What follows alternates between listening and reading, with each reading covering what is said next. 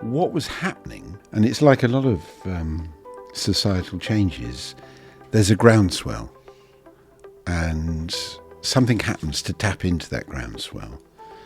And what was happening in the 70s, early 80s, was a real concern amongst teachers about the kind of curriculum that was on offer, particularly to 14 and 15-year-olds. I don't think, at the time, the school leaving age had just been raised in 1972 to 16. So a whole cohort of young people were being required to stay in school until they were 16 and sit the traditional formal examination. And of course, no one had prepared either them or the teachers or anyone for what was going to happen, because making a lot of young people who thought they were going to leave at 15, stay until they were 16, didn't go down well.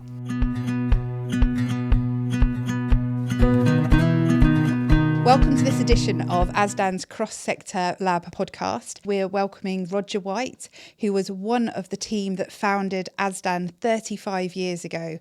We discuss the origins, the disruption, the values and the validity of ASDAN over the last 3.5 decades. We also started to discuss the legacy and what's happening in the next chapter of ASDAN. So, Roger, thank you for coming to our Cross-Sector Lab podcast.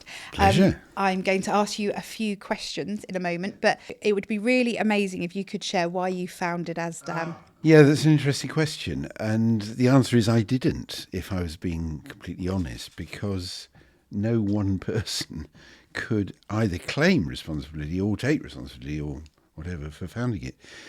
What was happening, and it's like a lot of societal changes, there's a groundswell, and something happens to tap into that groundswell.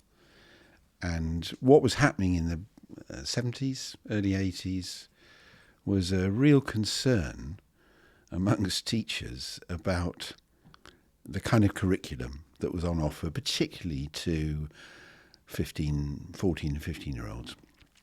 I don't think, at the time, the school leaving age had just been raised in 1972 to 16. So a whole cohort of young people were being required to stay in school until they were 16 and sit the traditional formal examination. And of course, no one had prepared either them or the teachers or anyone for what was going to happen, because making a lot of young people who thought they were going to leave at 15, stay until they were 16, didn't go down well. And you had a lot of problems. You had a lot of students who didn't want to go to school, certainly didn't want to engage with the examination system. And the failure rate just mushroomed because, of course, all these young people who were now in school who didn't want to do the exams were being made to do the exams. And so there was a real concern about, well, what do you do? What's the appropriate response? And it was clear the traditional curriculum was just not appropriate for a lot of young people whose, intelligences and aptitudes were not those valued by the traditional examinations. So you had that happening. You had films like, I'm trying to think now, Kes, which was, I think, mid-60s, and it was about a young lad who was clearly not interested in anything in school and was being labelled as a hopeless case, useless. His future was down the mines. His only interest in life, though, was this little bird that he had nurtured because it had been abandoned by its mother, a kestrel. And the film was about his involvement with this bird and the one teacher who took any interest in what he was doing. And through that teacher's interest, that lad developed a much broader profile of involvement and engagement. I can remember being my first year as a PE teacher, because that teacher was a PE teacher, wasn't he? Yeah. We got shown that video in our first term at university to inspire us. It was a good film. I think, interestingly, it was premiered in Doncaster or somewhere because people thought if you did it in London, they wouldn't understand the dialect, which may have been true, but it would have been good if it had been premiered in London. But, at that time, about half, 50% of young people were considered not to have achieved whatever the GCSE O-level grades were that were the yardstick of success or failure. So labelling 50% of young people as failures is a huge waste of talent.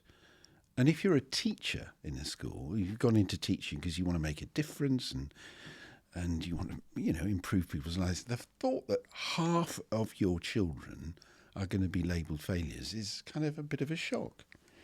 So it needed something a bit more imaginative. So that was the groundswell. You had a lot of teachers really concerned about what was happening. You also had employers who were saying, well, this is no good because, we're getting some young people with qualifications, academic qualifications, but they're not very good at communication. They're not very good at getting on with people. They don't seem to have much initiative. So these kind of soft skills were also lacking. So it was a very fertile environment to look at the curriculum. And so you had a lot of teachers unhappy about what they were doing, and there's a strong feeling amongst the profession that surely we could do things differently. And couldn't we create something that would be more rewarding for young people, both in terms of curriculum and also ultimate achievement. So the founding was more a rising tide of disillusionment amongst the profession and a real interest to do something a bit more creative. So I think that's it. I don't think I founded it. I was just there. I was lucky because this was like the mid-'80s. I'd been teaching 15 years in comprehensive schools and working. Often I was given the young people who didn't want to be in school because somebody thought, oh, well, he can do something with them. So I knew something about what motivated young people. And I was appointed to the staff of what was then Bristol Polytechnic, which is now the University of the West of England. And part of my job was to do further professional development with teachers. And I had the support of the head of department, brilliant man, Jeff Whitty, who encouraged me to do creative things. And so this was Bristol, we drew together teachers in all the schools, secondary schools, under the banner of what could we do differently with year 10 and 11 to engage them. And of course, if you give teachers support their professional head to design things, they do. Teachers are very good. If you stop telling them what to do and ask them what they think will work. And it didn't take very long. Within a year, we'd got these curriculum materials. We'd got a course worked out that they had designed, and we were piloting it in Bristol schools. And it was hugely successful. And it wasn't long before other schools in the southwest picked it up. Teachers are very good at telling other teachers what works. And it spread a bit like wildfire. So the founding was more like lighting a match. And just watching it spread across the UK and indeed internationally subsequently.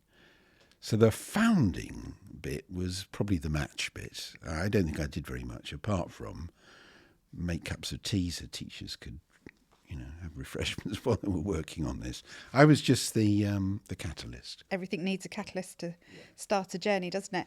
When it feels a bit like deja vu, what you're describing as well around the education system. I think the statistics that came out in the white paper this week was around 60% of young people struggling to get the desired outcome. So we've improved, haven't we? We've increased a number, but the wrong way. When ASDAN started, and as you say, that it kind of spread like wildfire, but was there any resistance or misunderstanding that also came immediately or further down the road? Oh, yeah, huge resistance, cause from two quarters. The first was probably within the schools, because you've got a number of teachers and head teachers concerned that these courses, which were really interesting and fun, were being offered to young people, often those who were the difficult ones, who'd misbehaved, who were challenging. So the view was they needed treatment, not treats, and the treatment needed to be tough and a bit unpleasant. And here we were with materials that were fun for these kids to do. So there was a kind of, what's going on here? We can't have this, it's not right. And so there were a number of heads who said, no, they need to do more English and mathematics, that's what we need. So we need more detentions, all that sort of things. The punitive brigade were against it.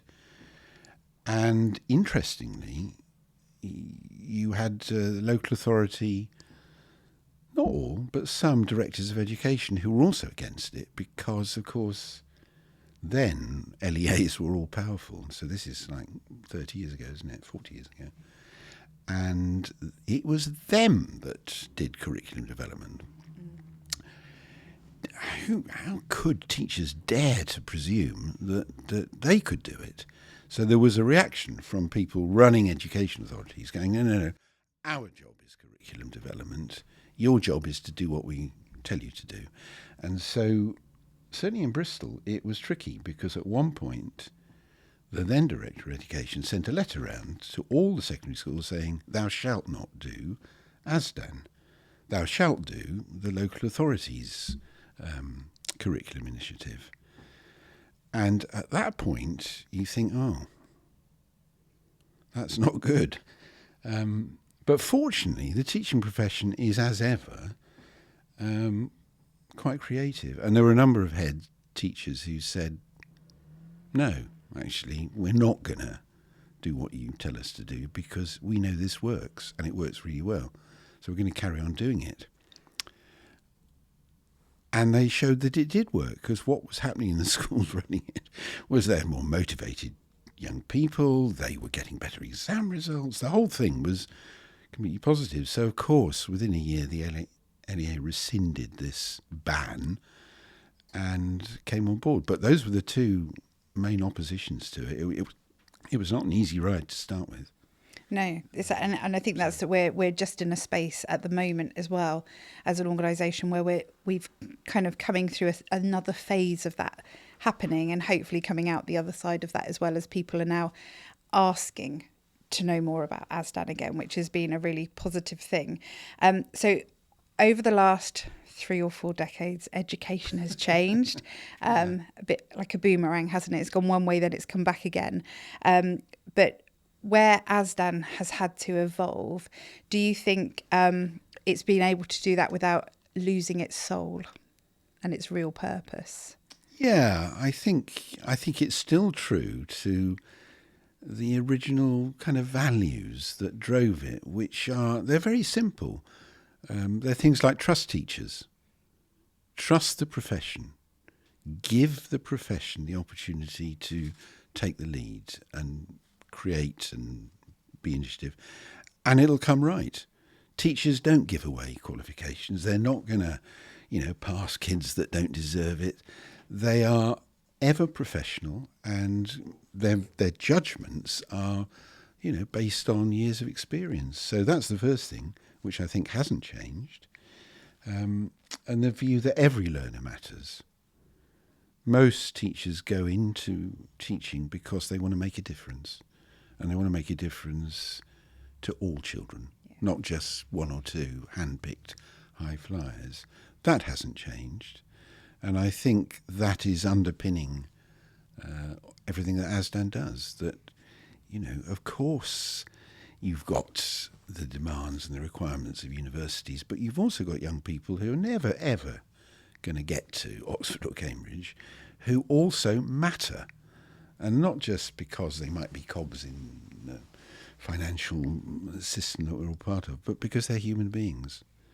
And I think what ASDAN is doing is recognise that every human being deserves to experience success and achievement.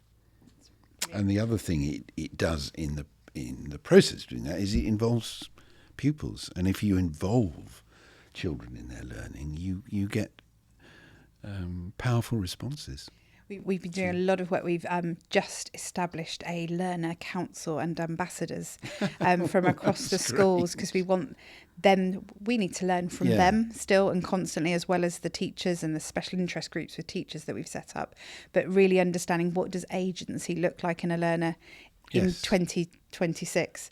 Well, Melissa, that's fantastic, because that is just what I wish we'd done it. We never did a learner council, but well, fingers crossed it will work well. It seems to be going well so far. It's true, isn't it? If you ask young people, they give you the answers. And it's happened in Bristol. A very good example is the youth mayors that the previous mayor helped to nurture and encourage. And they're making a really powerful contribution to city ideas. And of course their voice matters. So last year the Youth Voice Census came out nationally, and I think there was 80,000 learners that responded to it up to the age of 23. And their main feedback around education is it's de-skilled them so much they're struggling to get into the workforce effectively, because they don't know how to be resilient, how to negotiate in conversations and co-construct outcomes. Because you mean young people? The young people are saying that they wished they had the opportunities to learn like their parents did, because their parents have been able to be employed and had the skill set, or it seems. I think one of the groups that I met with who had completed it, I talked to them about the fact that their parents may have left school without those skills as well, but they've learned within the adult world how to adapt and develop the skills. But I think they're shouting louder than teachers now. I think the young people are shouting more, which is why we've done a lot of work really making sure that using the language around agency, because all young people want to own themselves, don't they? And we should be supporting them do that, despite the system that's been shoved around them. Well, it's a bit like little Oliver, isn't it, in the workhouse, and they're all going out asking for more, and actually quite a lot of children are just asking for a bit less, less of the instruction and more of the So that neatly agency. takes me on to the next question. That if you were working with that team to set up ASDAN today, so it wasn't here already, you were setting it up with a system that now is shaped by accountability measures for the workforce as well as for the young people, digital learning and whatever that will evolve into, and kind of a real widening inequality that we can see happening right in front of us. Which areas of ASDAN would you insist on protecting and making sure we never lose sight of?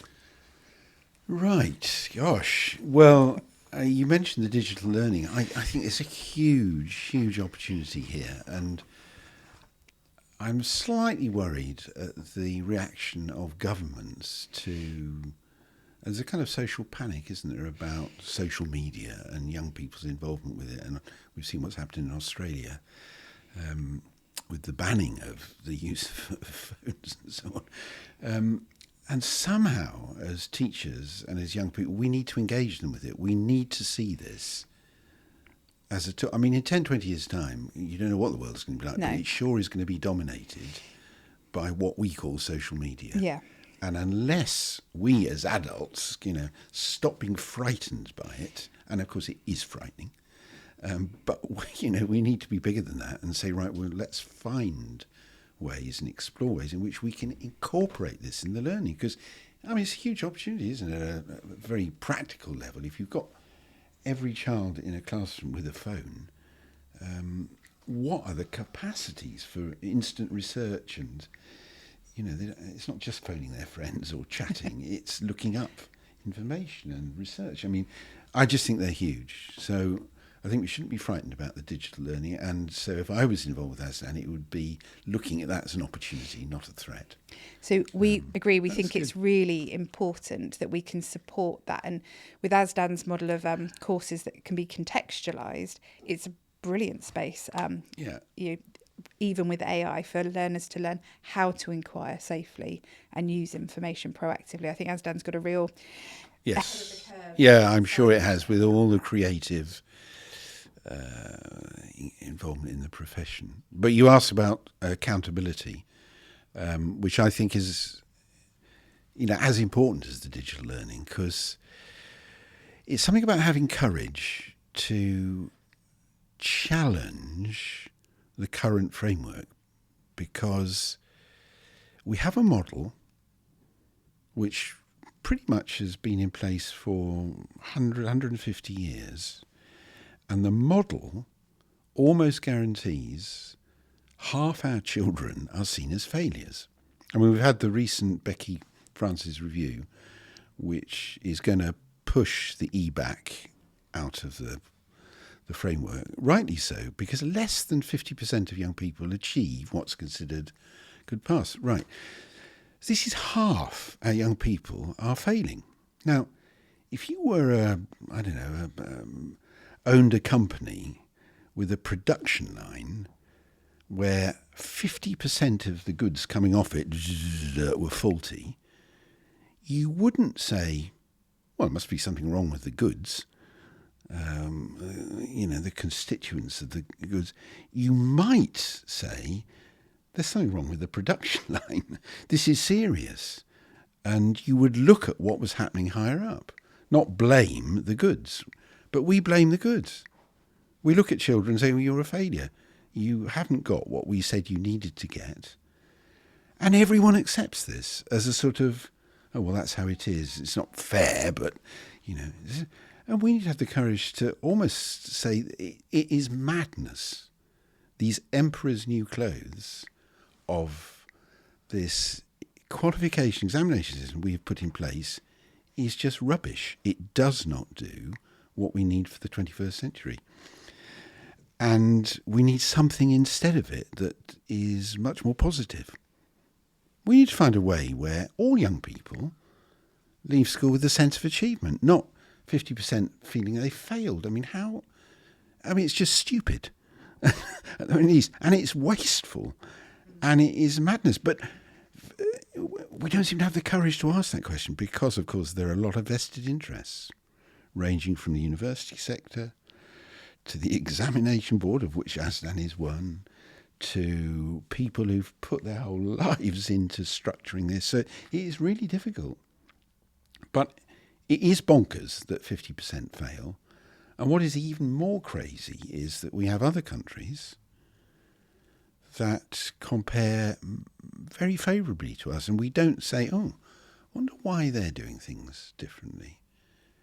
You see, we have, as well as 50% failing, we have, I think, something like 20% of adults described as functionally illiterate. That's 1/5 of the population cannot engage with print in a meaningful sense. That's a lot of people.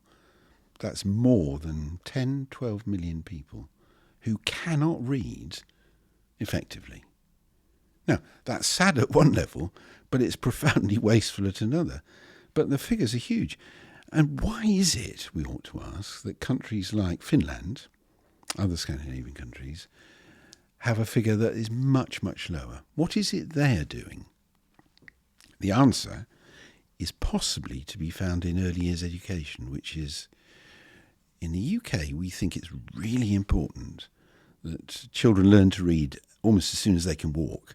So you've got pushy parents going, oh, read this book. You're 3 years old now. You need to be reading Shakespeare and whatever. And we encourage children to read at an early age. Scandinavians almost have a law that says thou shalt not instruct children formally in reading until they're 7 because it damages them. Or it can damage some of them. And they don't have adult illiteracy levels like us. So I think there's a connection. I think this pushing of this academic focus at a very early age is profoundly traumatic, particularly for the children who can't do it very well. And I think that puts them off learning altogether. And then ASDAN has to pick the pieces up like 10 years later when they're 16. So I would challenge the accountability framework, Melissa, and it's risky because you're up against vested interests. But unless we do it, I think it's still going to be tinkering at the edges.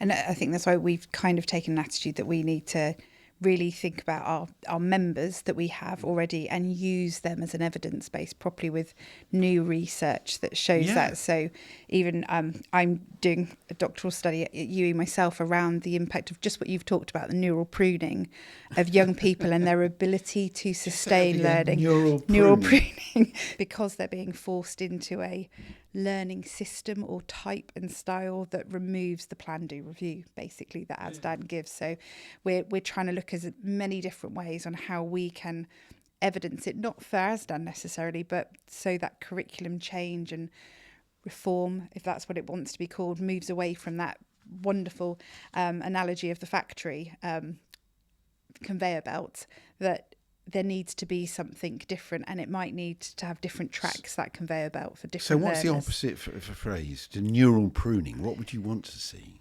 So Neural, no more pruning, no more pruning. neural growth, or it's sustained, it's protection of those pathways. So as those pathways in our brains are working and developing, so in Sweden and Finland, where they allow that freer experimental learning, which some people call play, by developing those, you're strengthening those neural pathways to be able to make decisions, to reciprocate information, because you're listening to instructions and using it rather than trying to read, convert it, tell your brain what to do, tell your body what to do, think about it, which, as you say, there's a group of young people, especially those who've been impacted by trauma in different ways, which may have been caused by school, their ability to do that, if their neural pathways have been closed down because of their exposure to various things, it's harder for them to be able to proactively engage. So the best way to communicate is physically a lot for those young people, isn't it? Or to not show up, literally, whether they physically are not showing up or just not show up when they're in the classroom. So I'm trying to look at what is that meaning, and why aren't we doing that more explorative learning for longer as they do in other countries? Because you're right, it's what we should be doing, because we know it causes long-term harm to adults learning. I mean, it's great, Melissa, that you're doing this, but why is it taken so long for the for these kind of? I mean, we've got multiple intelligences. Was what 1990s, and the view that you know it's not just academic. There's a whole suite of things, and then you've got all the research into what was called flow. That, if you want to develop as a human being, you need to be in flow, and that's all to do with what you're talking about, neural pathways, and nurturing the whole person. And Eastern philosophy has kind of known this for millennia. Actually, I mean, it's very interesting what the Chinese approach to education is. I mean, they are equally reluctant to start teaching reading too soon, and very supportive of what you referred to as play. The notion that children have got to explore the world before you start trying to measure it and measure them.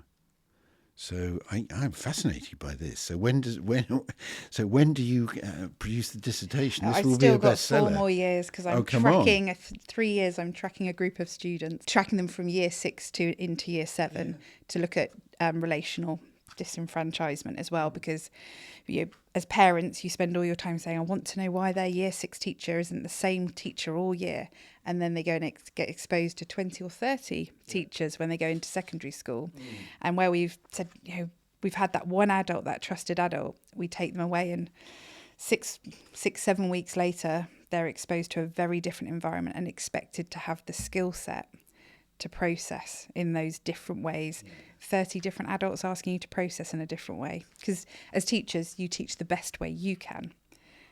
How do you teach the best way that all those learners in front of you can? Because when you asked me the question, you mentioned digital learning and accountability, and widening equality was your other one. And of course you're absolutely right that the system itself doesn't help with lessening inequality, because a lot of children have the benefit, don't they, of living in environments which are supportive, encouraging, and do what you're talking about, the neural pathways, expose children to a whole range of experiences, and we call it middle class, and because the parents have got the funding and the resources to do it, and the understanding. But if you're in a different environment, struggling with finances and limitations of space in the house you're in, it's not so easy. I think it's not so easy, and we're also seeing now the learners in primary and secondary school, their parents are of a generation that were exposed to a poor curriculum system we're trying to solve now. So you've got this second generation coming through now, haven't you? How do we mend 2 generations, support them, be in a better place for these... we blame COVID for a lot, but I don't think it's COVID. I think COVID was actually a reprise. It was a bit of space for everyone to regroup to some extent in education. And whilst there is damage to an extent, it's the social cultural damage that I think happened during COVID of young people not engaging with each other in play, even at 11 or 12 years of age.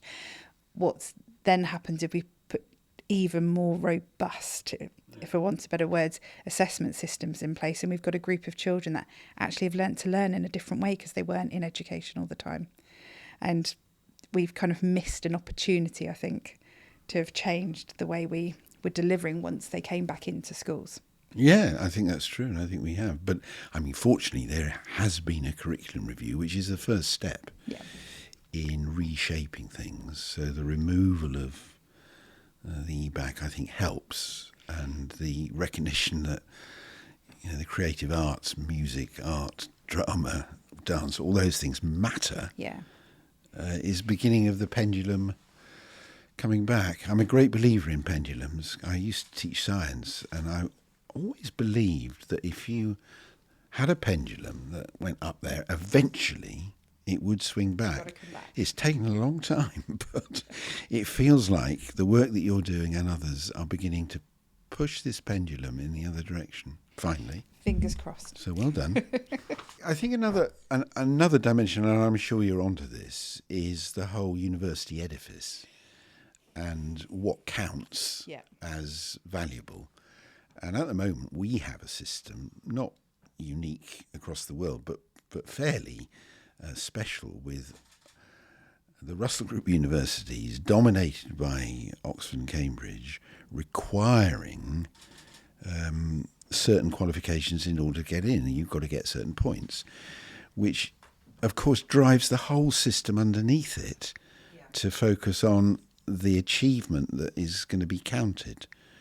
And it has ripple effect right down into primary school, because you have parents who have got eyes on the main prize 10 to 15 years on, and are thinking, well, what can we do in primary school to help our child get into these prestigious universities?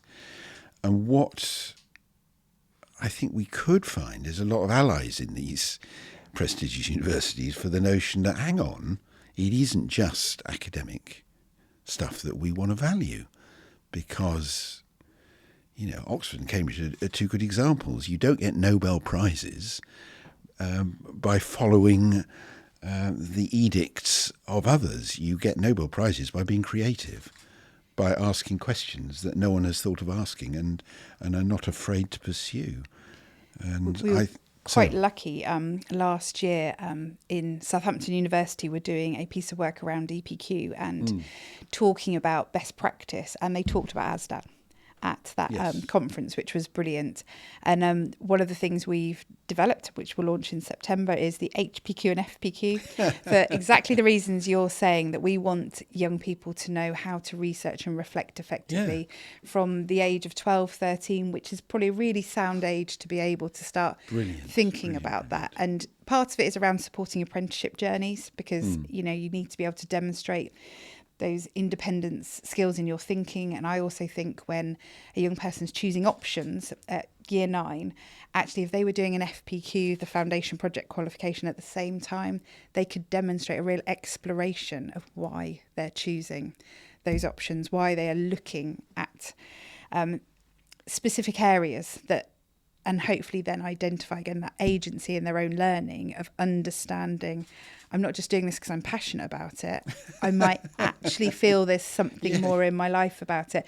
But again, obviously, the EPQ and our personal effectiveness qualification, which is the new version of COPE, attract UCAS points, which is great. And I think towards the end of last year, there was an announcement that universities are saying, and the government would like them to look at, the fact that so many learners are arriving not resilient, not able to offer research skills, because obviously A-levels and GCSEs don't offer the opportunity for the breadth of research. There's a gap, isn't there, because the rest of the rubric of assessment is so tight that they arrive not knowing how to learn, which is what the Youth Voice census was saying. We don't know how to learn in a work environment because we got taught how not to learn in school. Yes, well, I'm not surprised. I mean, I think most universities have recognised the value of the EPQ. So your HPQ, FPQ were, brilliant developments of that. And it wouldn't surprise me if more universities kind of headline the value of these. Yeah. Because you talk about resilient learners, it's also preventing dropout, isn't it? You don't want students going into any university and then leaving the course halfway through, because that's wasteful for them, it's wasteful for the university. Yes, so that I think that's fantastic what you're doing with that. And I imagine that there is interest abroad too in that, because countries where we take a lot of students will find the currency of the EPQ. I think you'll find it's an open door. There's lots of exciting things that we're doing, but obviously it's all stemmed from your work with your team for teachers. The fire was lit. Yeah. Well, it's a bit like the... there are two elements to this. The guy who developed Cat's Eyes I think he lived in Harrogate in the 1930s, and he had this brilliant idea after a drunken evening on his bicycle going home that actually, wouldn't it be good if you had little bits of... Because he saw a cat, and that helped him keep on the road. And he developed the idea of Cat's Eyes. Now, he never had a PR or marketing team. He just persuaded Harrogate to put these things, and of course everyone looked at him and go, "Go on, we want that." If something's good enough, people will buy it. It's the Heineken effect, and I think ASDAN is... I was going to say honey, but we're going with Heineken. Well, it's touching the parts that other curriculum can't reach, and I think ASDAN has always done that.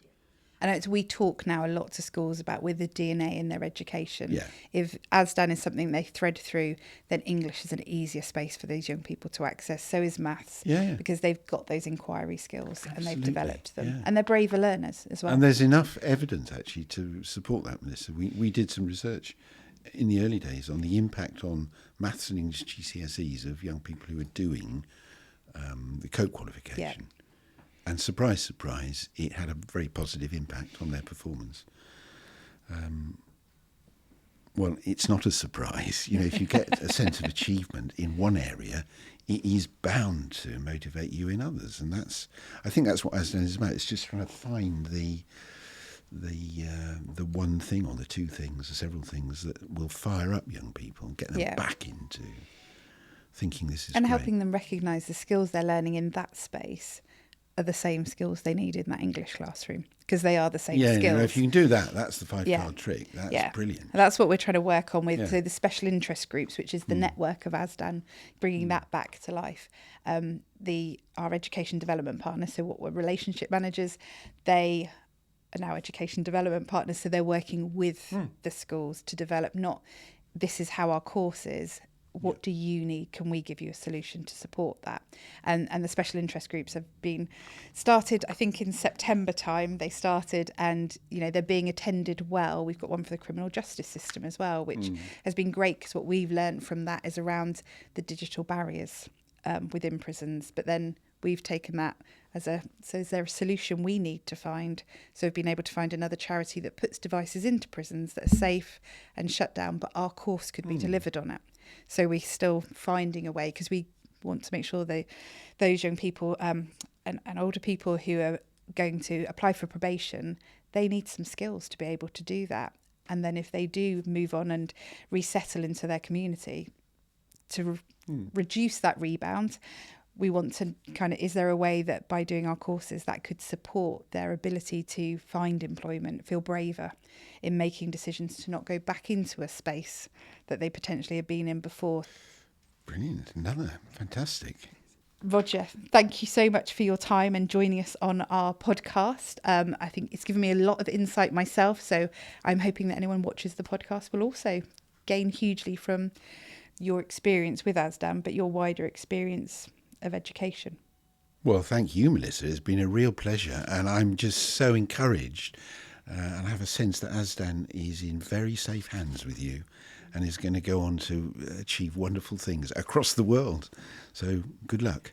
Thank you very much.